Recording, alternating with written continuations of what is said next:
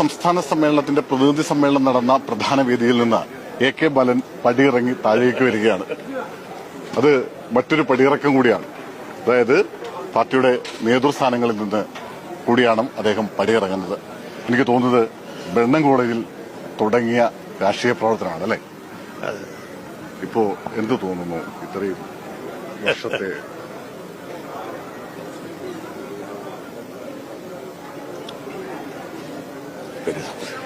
അദ്ദേഹത്തിന് ഒരുപക്ഷെ അദ്ദേഹത്തിന് എന്താ പറയാ, നമ്മുടെ വേദികളിലൊക്കെ വളരെ ഷാർപ്പായി സംസാരിക്കുന്ന ഒരു നേതാവാണ്. അദ്ദേഹത്തിന് സംസാരിക്കാൻ പോലും കഴിയാത്ത ഒരു സാഹചര്യം.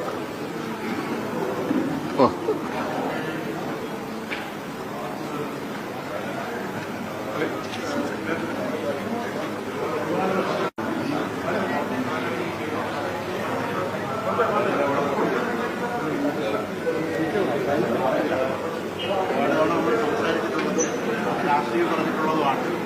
അല്പം വൈകാരികമായ ഒരു സമ്മേളനമാണല്ലേ യഥാർത്ഥത്തിൽ.